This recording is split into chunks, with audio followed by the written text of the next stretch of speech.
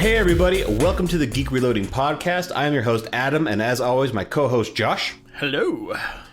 And today we've got, we called it the games that stayed with us. And that's something that I had to give Josh a descriptor, because I'm I don't know, we've done a bunch of stuff oh, this game affected me or whatever. But this one is specifically games that affected us one way or another, as well as well past completion and moving on to a new game, whether that's a good thing or a bad thing. There are a few on here that I was oh my gosh, this was awful for different reasons. Anyway, so it's just games that stayed with us in general. Yeah, I took it as kind of what games did I think a lot about after not actually playing them.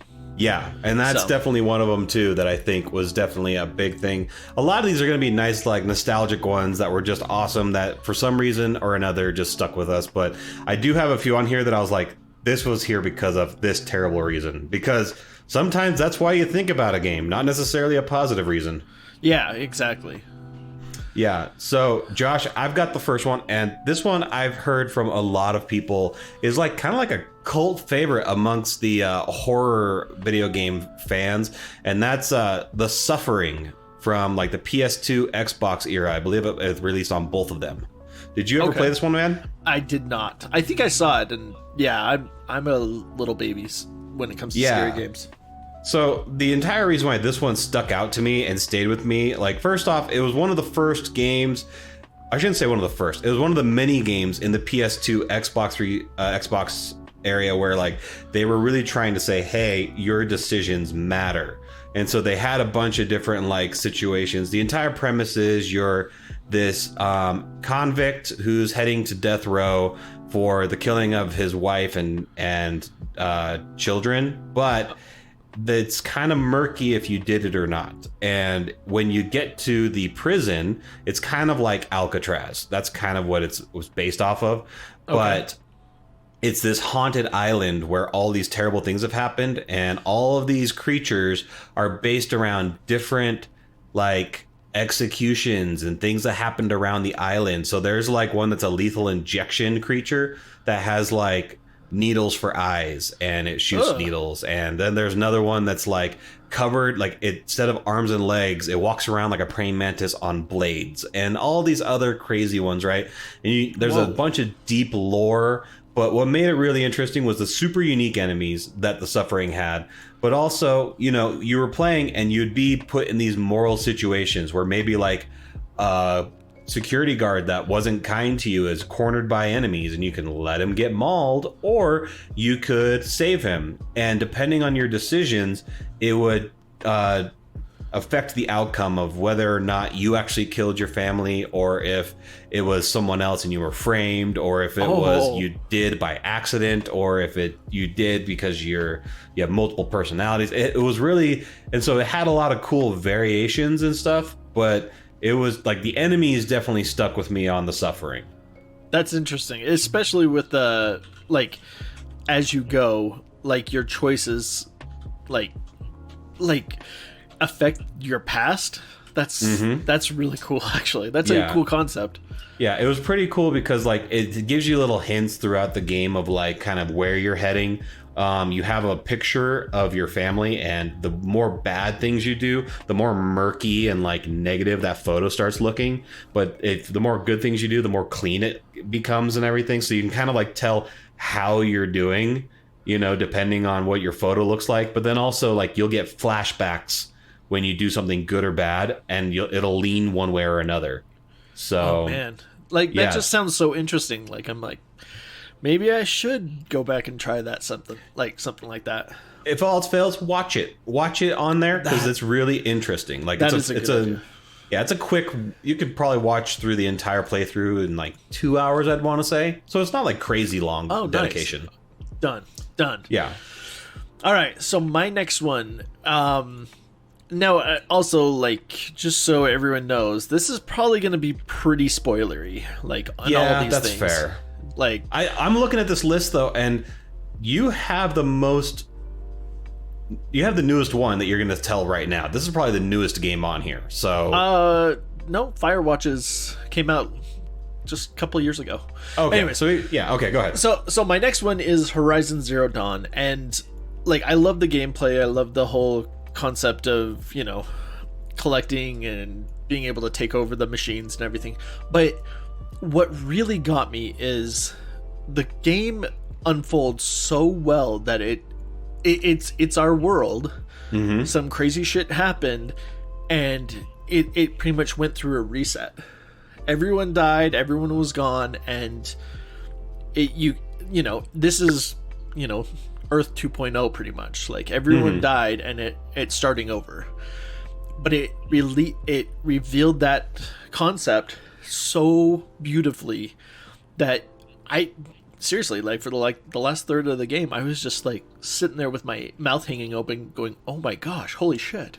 So just the storyline and how it's revealed and being able to see these different things and realize that's what happened, and it could happen in our world, really. Like, it's just such a perfect storytelling. Yeah, So, that, and not to mention it's one of the most gorgeous games out there too. it really is really pretty. Yeah, and the visual aspect of the storytelling is just so well done, so cinematic. It really is like, if you're doing a disservice if you haven't played that game. That game is gorgeous. Oh yeah, absolutely. And it's one of those games that I took my time in. I wanted to do everything. I wanted to go and search little corners and stuff, and you see some beautiful stuff for that. That's awesome. That's awesome. All right. Yes. So the next one I have is one of the negative ones. And the reason why is this game literally, when someone says what's the worst shooter you've ever played, this is my go-to without fail. Until something knocks it off of its throne, it is Conflict Vietnam, which was on original Xbox, I believe, is what it was. And it was so rough. It was so bad that I tried to beat it with my sister Sarah. And she came in, she's in the military, she was on leave. She's like, I want to beat a bunch of video games. We beat a bunch of fun ones like Silent Scope and Resident Evil 4 and all these other ones or whatever. But then we tried to play Conflict Vietnam, and that shit was god awful. It was so bad. It was buggy. The mechanics, there were pinch points that were so difficult that, like, literally, I am not one to break controllers or throw controllers or whatever, but I literally threw the controller in the air and went, fuck it, I'm done for now. We got to go and do something else. We have to go to dinner. We got to do something because I can't sit here anymore and look at this stupid screen. Yeah. And yeah, so it stuck with me. It stayed to this day. It's still probably the worst shooter I've ever actually played through. It's rough. So that's it. It stayed with me because, in my own phrasing, it was a terrible slog of a game. We beat it, but it was a slog of a game. So now you have like something to compare. At least it's not this. Yeah. At least it's not Conflict. Like, every single time a game comes out, maybe I'm more forgiving of newer games because I'm like, well, it's no Conflict Vietnam. Thankful for that. Maybe that's my mindset. I don't know. Maybe. Like, yeah. And maybe you can just appreciate all other shooters because of that game. That's true. They soften the blow for every shooter after. There you go. All right. So speaking of shooters, my next one is BioShock Infinite. And I think I was thinking about this, and it's definitely stayed with me because the storyline, like just the way it looked and everything about it, I really loved. However, I think, like, just the mechanics, I think they finally kind of got it. They figured out how the mechanics should work in a BioShock game to the point where it was just such a great, a fun game to play. Great mechanics, great story, just beautiful. It was interesting, and I loved the kind of descent into madness that the game kind of goes through. Mm-hmm. Just an absolutely awesome, fun game, and it just stayed with me forever. I loved the twist at the end. I'm not a big fan of BioShock Infinite in comparison to other BioShock games. I think other ones had a more strong story, but that skyhook is so much fun. It is fun as hell. it brought a whole new element to combat. Being able to like just like, oh, I'm low on health, jump the sky hook onto the rail, maybe do a lap, shoot at them while you're lapping, and then jump back in, or maybe jump onto a rail and jump behind them and then approach from behind. It made it so there was so many ways to approach combat that the gameplay was so fun. Yeah, it really was, because like there was so many different ways. You know what? You can just go and explode this barrel next to everyone and they all die. Or you can go in and take out one at a time. Very well done that way. I just think it was just really well set up. Yeah. So my next one, there have been a few games that have been this way. Like I enjoy horror games, but also horror games and survival games can feel too heavy.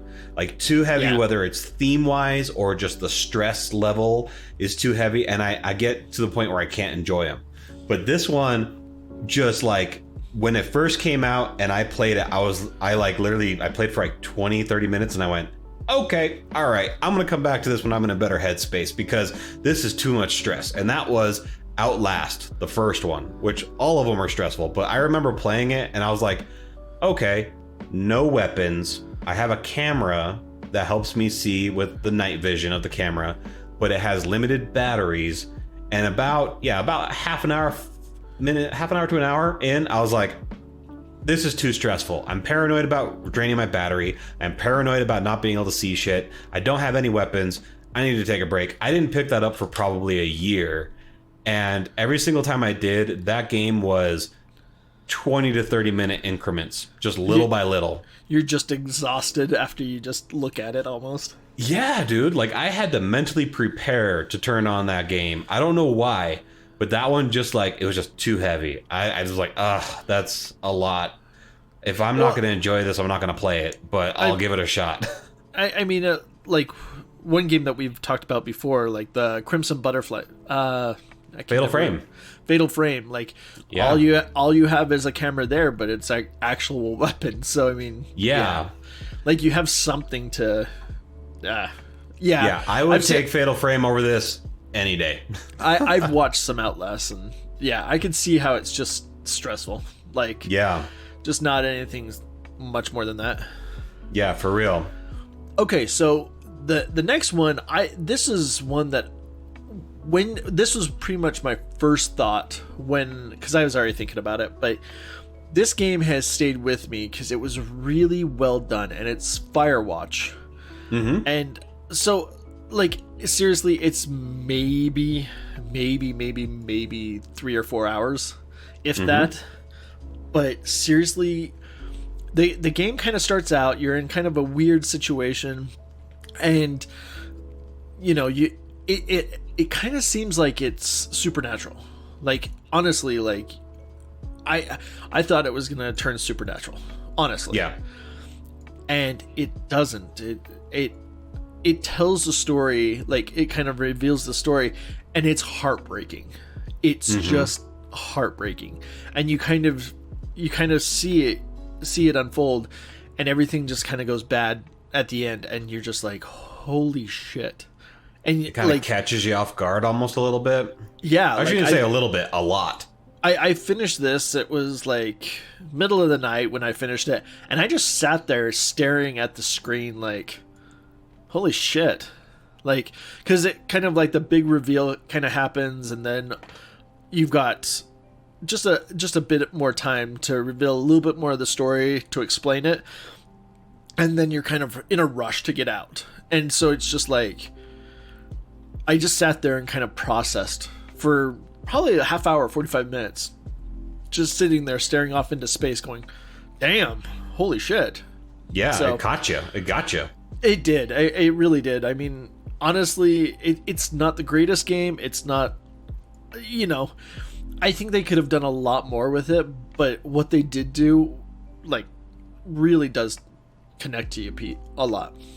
Something that I like, though, is that if a game leaves me wanting more, then I feel like that's a good thing. Because there are plenty of times where I'll play a game and I'm like, okay, let's wrap this up. You know, like there's maybe in the last quarter of the game, there's like a few levels where I'm like, this feels like padding. I'm ready to wrap this up. I'm done. Let's just get this over with. Exactly. Yeah. And so if a game ends and I'm like, dang, I could have played a little bit longer, but that's awesome that they ended it, then I'd take that over any day. Yeah, I hear you there. I mean, really. Yeah. But like one of my games later on is like that. But man, that game, it was short, it was sweet, it told a story, and that's what it was there for. That was it. And I was really impressed. Nice. I am a fan of games that are intentionally shorter if they pack it with what they're looking for. If they're able to tell the story shorter and they make it shorter for that reason, dope. I think that there a lot of games could take some hints from that, because some games I feel like they have to pad, like under 9 hours is unacceptable, when realistically, if that's the content you have, don't pad it, just make it that amount, you know? Well, I mean, like I think that was the first game that I was like really impressed that all this game was a way to tell a story. Like, you could have done a video of it, you could have done a movie or whatever, and it would have been an interesting story. But the video game aspect of it, like telling this story through a video game, really had impact. Like, really. And just the way it was done, they didn't need, like, it shouldn't have been any longer than it was. I was kind of surprised that it was short, but I was really impressed because they did what they did. And I mean, one of the best storytelling games in my opinion. That's killer. I think that's needed. That kind of stuff. It's neat. They need more of that, man. Yeah, really. I mean, because video games are a great way to tell a story, but not a lot of games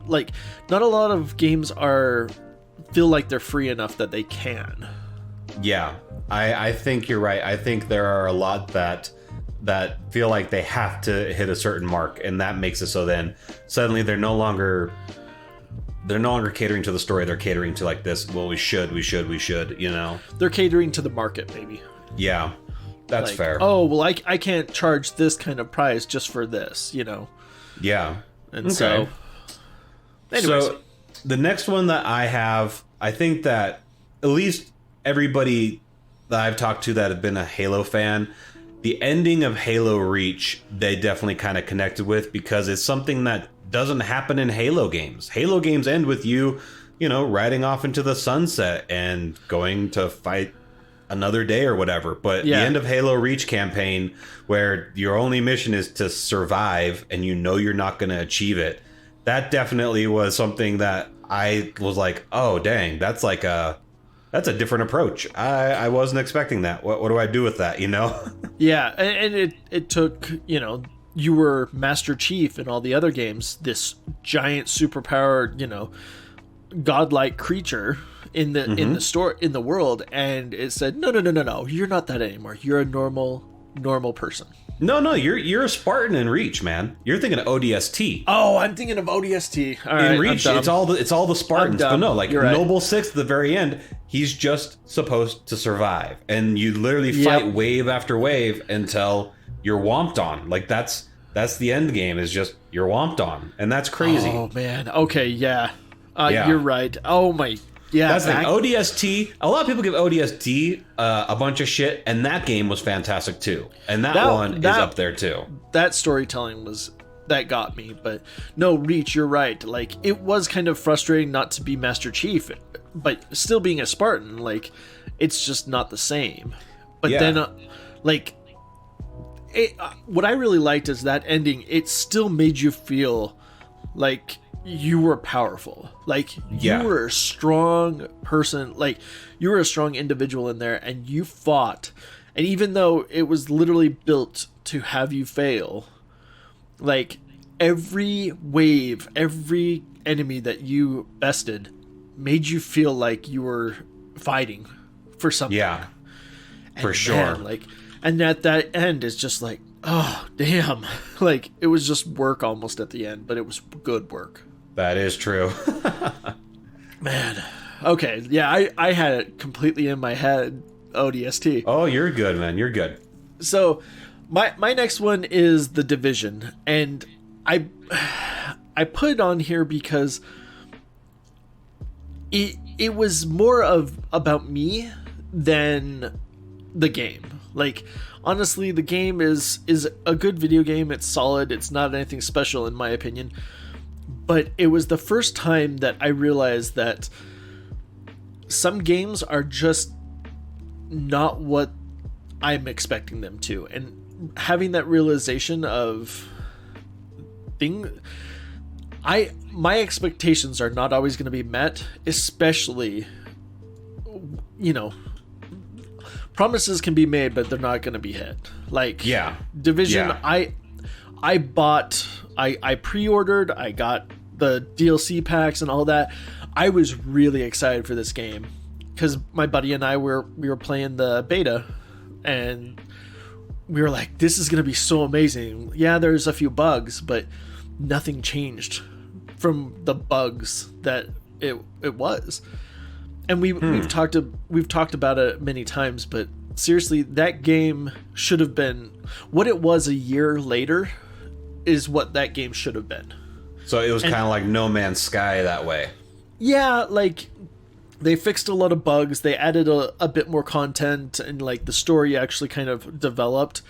That was what the game should have been at release. And then all those promises that they made, yeah, they would have been met and exceeded. But that was the first time I realized I don't like pre-ordering games anymore. I'm not going to pre-order. I'm not going to, very rarely anymore will I ever go out of my way to find and get a game on release anymore. Yeah, dude, I think that last 2.5, 3 years, I have on release gotten probably 2 games in the last 2 or 3 years that I've gotten on release, and one of them was The Last of Us 2, and the other one was Resident Evil 3. That was it.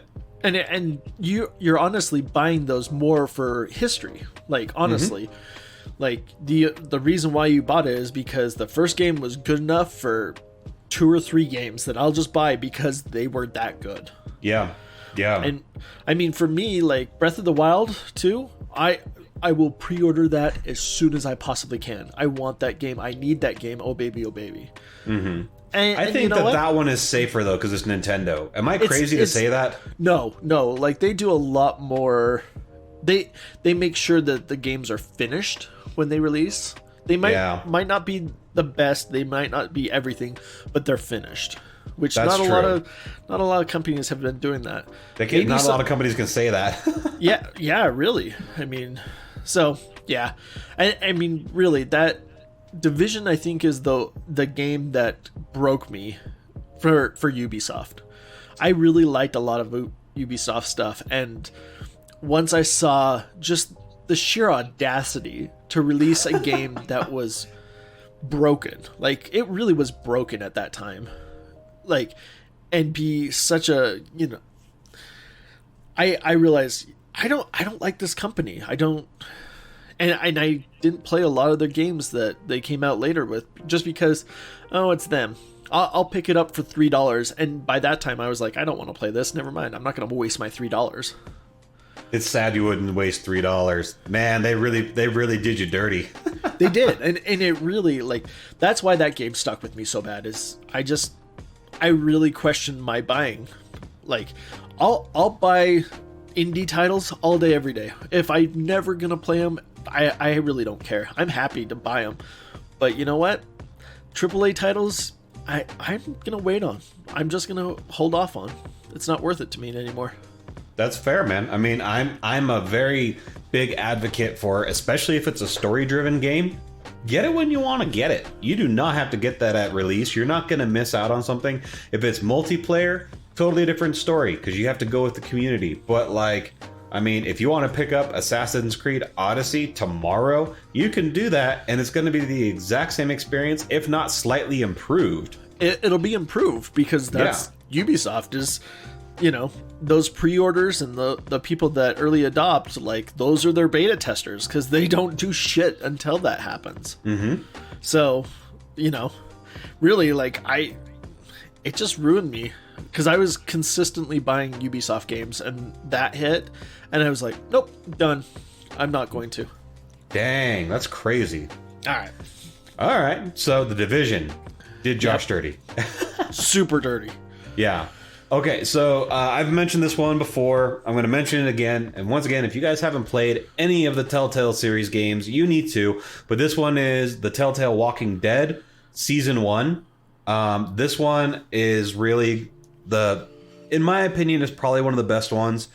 But this was really great because they took a leaf out of like the Walking Dead type of storytelling where you created investment with the characters, but then also in Telltale fashion, they had really great twists along the way, decisions that you had to make. It was just kind of like Suffering, where like the decisions affected the outcome, who was going to survive, who's going to die. And then the final twist, the final few twists were gut-wrenching. They were so heavy. And the ending of it ended in such a very somber yet totally with Walking Dead type of feeling and theme. But it was the first one, and they'd done the series season 1, 2, 3, Frontier. They had like a final one. They had like 5 or 6 different seasons, but this one stood well even on its own. Like you could have ended it right there and never done a new one, and it still would have been awesome. I see that I like these games because Telltale does great storytelling. Yeah, they do. Yeah, and I think this game, The Walking Dead, was their first real foray into those telling of the stories like that. Yeah, definitely. It was really well done. It was just so, it wasn't even like, I wouldn't say it was like unique, but it was just, they took the kind of choose your own adventure style and they just really refined it down and they made it so that it just stood on its own. It was killer. That is awesome. Yeah. All right, so my next one is a good and a bad thing. Final Fantasy 13. Yeah, I was surprised you put this on here, man. So I love Final Fantasy 13 because it was so it was really well done. It was beautiful. I mean, coming from Final Fantasy 12, which I kind of learned to break the game, and it was fun, but it was a slog. It was a meh. It was a long game, and it got to the point where it was like, okay, I'm done. Like, I'm just done. I just want this over with. Final Fantasy 13 was beautiful, and it was gorgeous, and it was a lot more linear than I thought it was going to be. Mm-hmm. However, still was good, and I was really surprised about that. I was really besides Hope, that annoying motherfucker, but I loved all the characters. I really just enjoyed Final Fantasy 13 until I decided, you know what? I like this game enough. I'm going to get all the achievements on this game. I was really close. Like I was like, shouldn't have done it. 87% done with all the achievements, and I was loving it. I was into it. I was in it to win it. I was so excited. And then I got to the last achievement. Well, kind of the last 2, because it kind of takes... You kind of finish 2 at the same time. But the last achievement to get all their ultimate weapons is stupid. It was so broken. Like, I spent maybe 80 hours getting every other achievement. And then I spent at least another 80 hours of literally running from one point to another, doing a fight where I couldn't do anything in the fight. Like, there was nothing to do in the fight except for have one character consistently cast death, pretty much, on this unbeatable monster. Which one was the monster? What I remember you telling me about this. It was the Adamantoise. And so all you saw was its feet, because it's so big and everything. But like it was insane. Like it had like 2.5 billion health or something. It was stupid. Like it would have taken like 20 hours to beat normally with all like just attacking it. But there was an exploit where you could get Vanille. One of her magic was death, pretty much, and you could destroy it. And it didn't always work, so it was like you had to cast it 5 or 6 times to actually have it work, and then it was a I think it was a 1% drop for the material that you needed to get their ultimate weapons, and you needed 6 of them.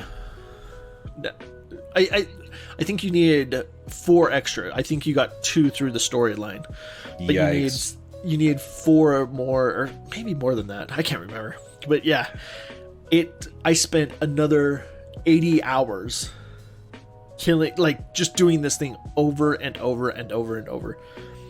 I don't Honestly. know. I don't know how they got it so, like, that was like a known frustration with Final Fantasy 13, is that people were like, upgrading weapons makes no sense. Nobody could figure out the chain sequence or whatever stuff that they had for the upgrade, and then also unlocking every single achievement was ridiculous. Well, and what made it even worse for me, because, like, I love the game, I was having such fun, and then I spent another 80 hours to get this one achievement, and then 2 months later, here's some DLC with their own achievements.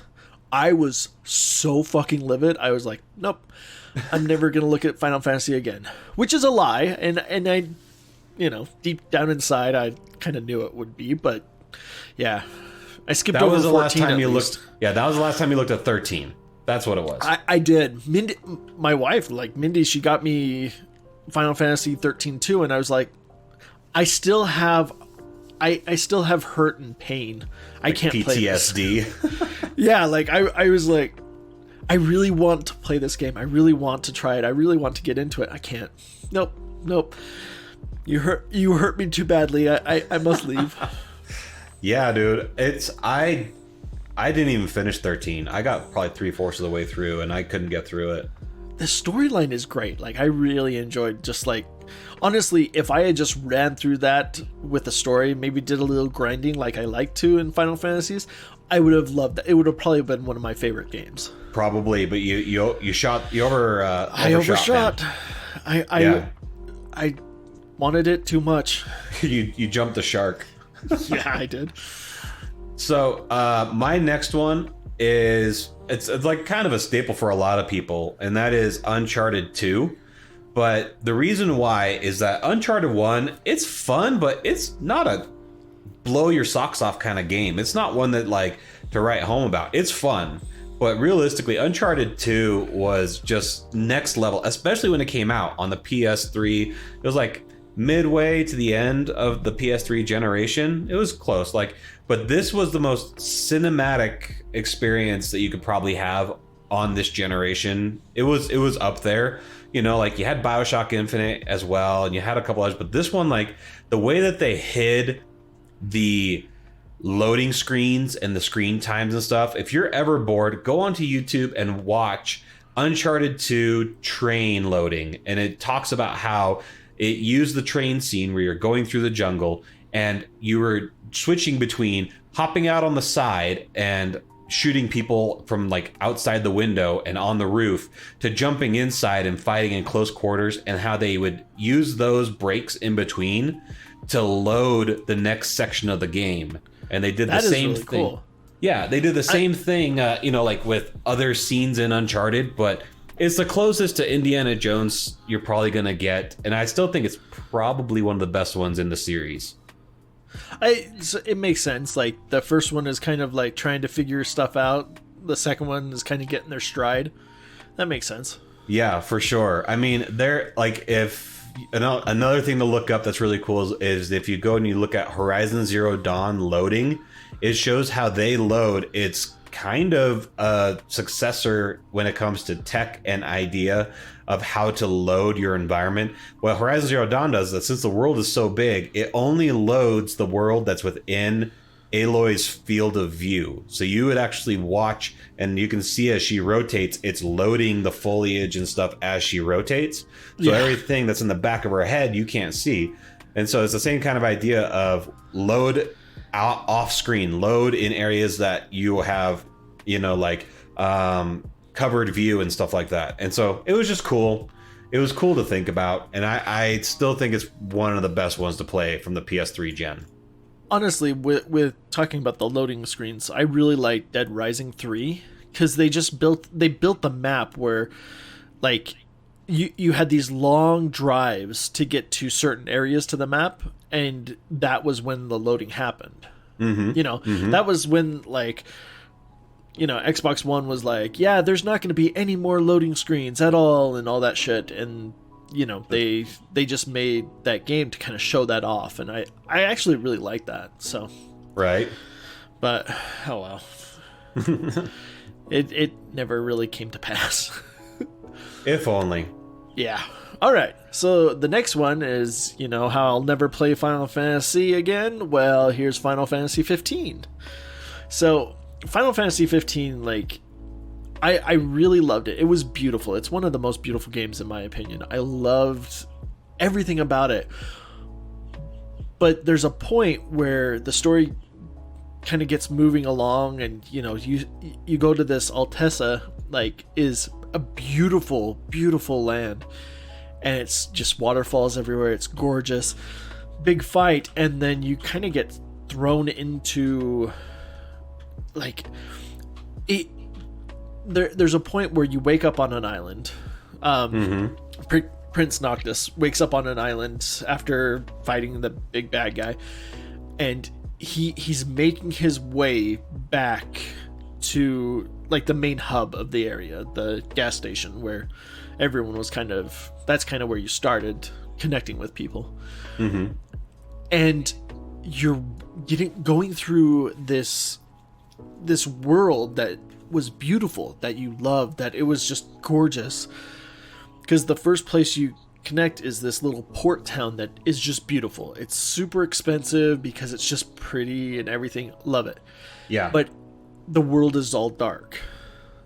There's no more sun. All the monsters have taken over, and you're walking through this area and just having to fight your way through these beautiful areas that was, a little town of people just enjoying their vacation pretty much. And seeing the darkness and how bad things were, and just having that revelation of shit went really bad while you were stuck on this island. Yeah, while you were traveling.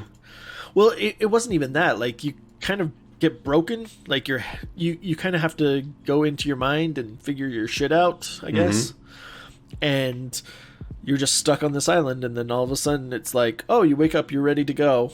And then just seeing the change of the world, seeing these 3 companions of yours, and hearing what they had to go through and what they've done to survive. And it's heart-wrenching, also just crazy how insane it is. And just that revelation was so huge for me. That will always be with me.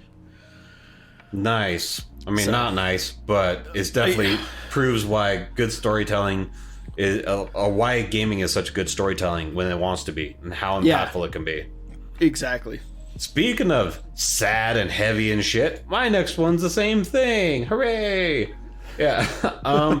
I've got...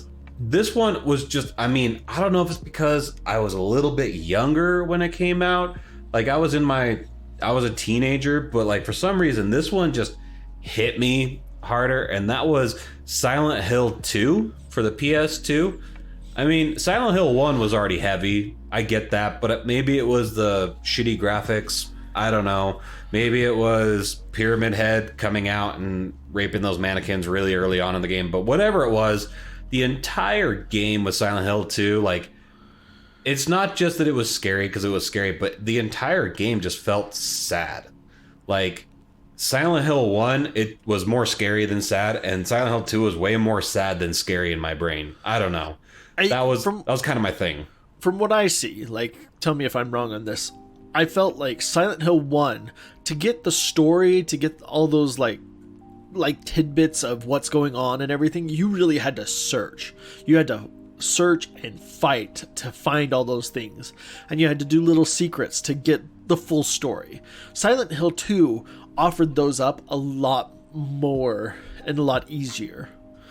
Yeah, I mean, I think to an extent you're right. I think that also, like, a lot of Silent Hill 1 storytelling was very cult based, you know, like you Yeah. had the religion and everything, whereas Silent Hill 2 felt a lot more isolated as a single man's experience, and how Silent Hill 2 morphed around his sorrow, if that makes sense. So maybe that's why, because it wasn't nearly as much of a collective. Like, everything that happened in Silent Hill 1 was super sad, but it was like much larger than just what happened in that. Like, it was a much larger grouping, a much larger setting, whereas Silent Hill 2 felt much more isolated for a lot of it, where it's like, shit, it's just you trying to find your wife and you figuring out, oh shit, all these terrible things are happening because of things that happened already. And it was so heavy that I remember playing other games. I specifically remember I beat that game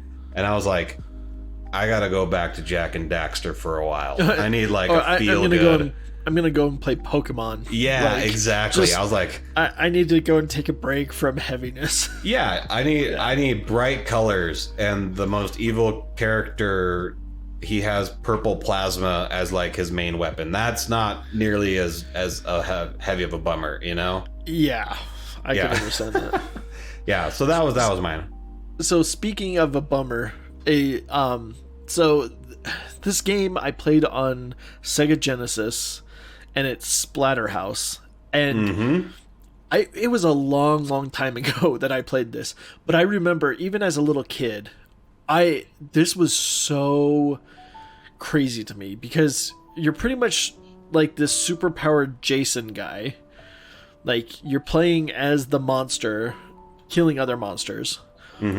But the story between everything, like between the levels, is you're pretty much trying to get back to your house to save your girlfriend or wife. I can't remember what it is, but yeah, and you see her die before you can get to her, and that was just like, oh great, I needed to be exhausted, emotionally spent, thanks. Right, like, as you're this big giant, knife wielding, I don't know, it was such a break from that. It was just go kill everything, like, not a problem. But the story between that, it got me. It had to have also, like, the fact that you did work so hard to only you still run out of time, you still don't get there on time, Yeah, I think that's another thing that is like, well, shit, Yeah, it really was, because you had hope, and then no, that's it. Then no, you're like, fuck. And I remember playing this a couple times, because like I was like, maybe if I hurry faster, nope, you're just screwed. Like, and it's just heart-wrenching. So funny enough, this one actually came up in my mind too, but not for that reason, but because when it came out, I was way too young for that game, and it totally messed with my brain when I played it at my cousin's house. I was like, this is too heavy, I don't like it. It is really messed up. Like, yeah, it's like really gory. So for like an 8-9-year-old, it definitely was not good for my mental health in general. Dude, I was probably 14 or 15 when I played it, and I was still like, whoa, this is messed up. I don't like it. It's a lot. It is a lot to try and get through that. Because I mean, I remember even on the box cover, it was like him with a shotgun, and there was like a hooded, flayed character with 2 chainsaws or something.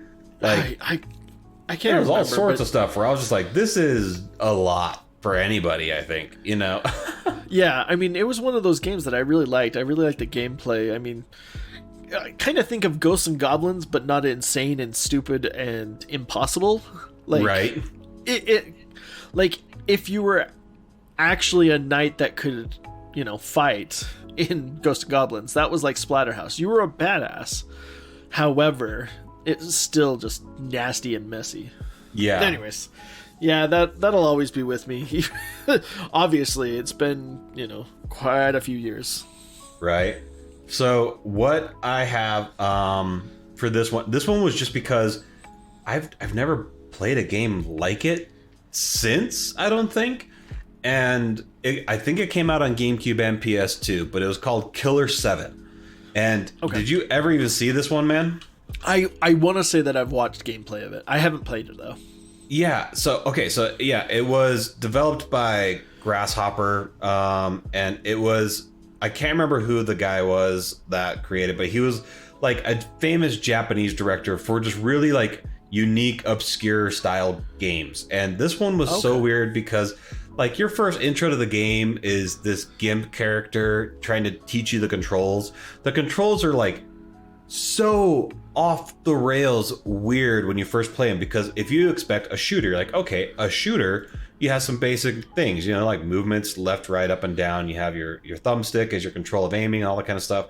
But this one had so many other different controls that were just so, they felt counterintuitive in so many ways. And that was like the first big hurdle. But then also the storytelling on it was bonkers.